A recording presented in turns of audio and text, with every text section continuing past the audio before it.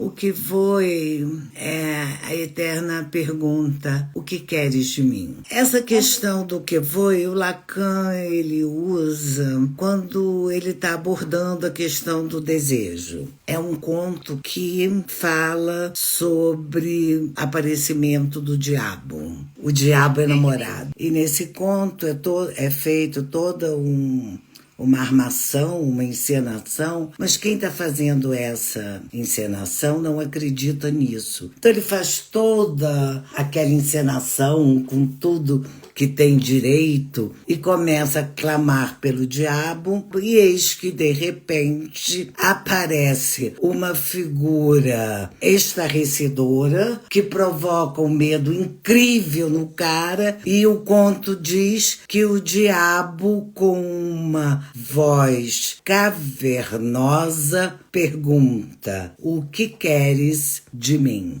Obviamente, né, que o cara não consegue responder a essa pergunta do diabo porque ele entrou em pânico. E o Lacan usa esse conto porque vai dizer que nesse conto fica explícito a relação do sujeito com o desejo. Porque quando o diabo pergunta: o que queres de mim? O que desejas de mim? É só falar que eu vou realizar. E o cara, em vez de inventar qualquer coisa, ele se desespera, treme e não consegue dizer o que deseja.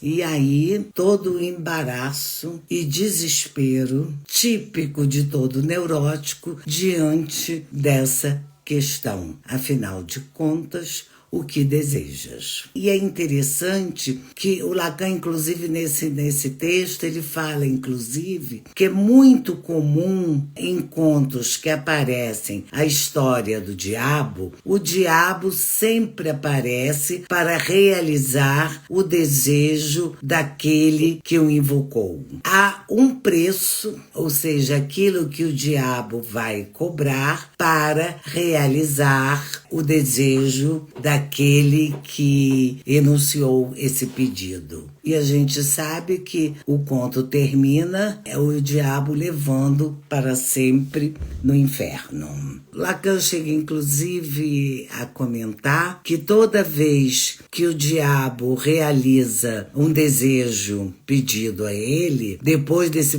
desejo realizado, o que há de diabólico no desejo? Não é o desejo em si, mas o que há de diabólico no mecanismo psíquico, estabelecendo uma relação entre sujeito e desejo, é que essa relação é interditada pelo próprio sujeito.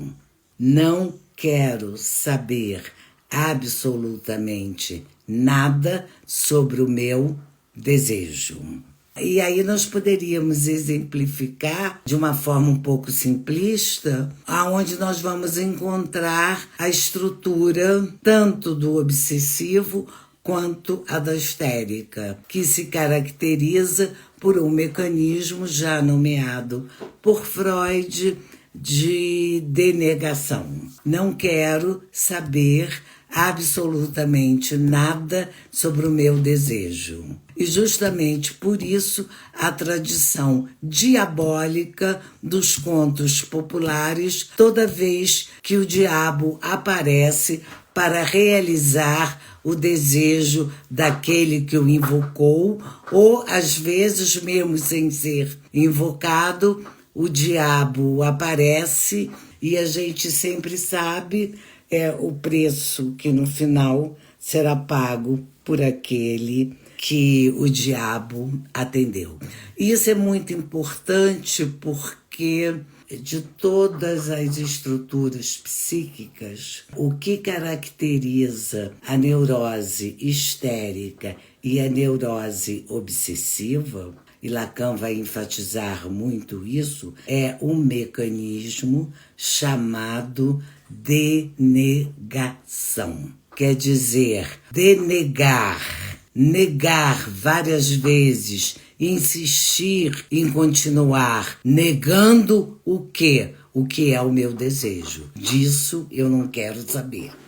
O que um falante que tem na sua estrutura psíquica um sujeito deveria se comportar? E diz o Lacan de forma muito simples: agir segundo seu desejo. Mas o que caracteriza a neurose, tanto histérica quanto obsessivo, é ter horror, pavor, terror de quê? Do desejo. Então, não há possibilidade desse sujeito falante agir segundo seu desejo. O que caracteriza Dora como exemplo da neurose histérica é que ela tem horror, pavor, terror do desejo. E qual é o recurso que ela usa para continuar se mantendo ignorante do próprio desejo? Inventar um desejo e torná-lo impossível.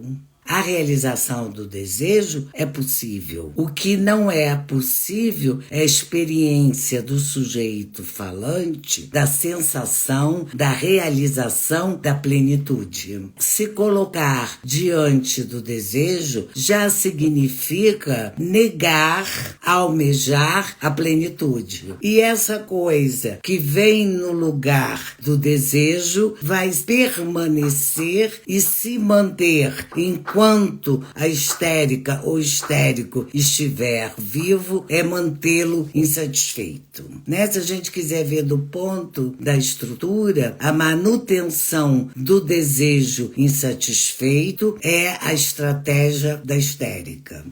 O obsessivo tem o mesmo horror, terror e pavor do desejo que a histérica tem. Mas a estratégia que ele vai usar é diferente. Ele renuncia a qualquer posição desejante para se colocar a serviço do desejo do outro. Porque o problema dos dois, do histérico e do obsessivo, é não reconhecer o desejo porque o denega. E não denega 3 vezes, não. Se não for em uma análise, vai denegar até morrer.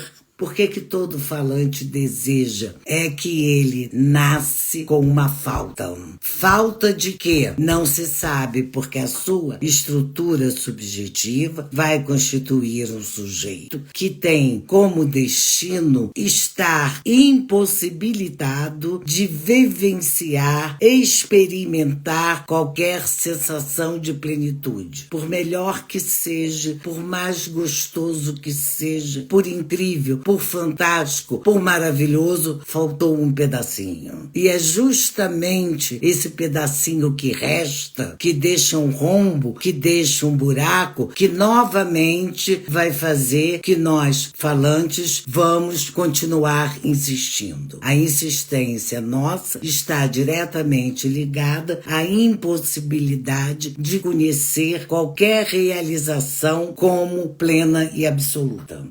Para Lacan, do ponto de vista da estrutura do ser falante, há desejo porque há falta. Neurose, ela justamente surge diante da impossibilidade de absorção dessa falta, que mesmo não sendo absorvida, mesmo não queira se conviver com ela existe. E é ela o grande motor do desejo.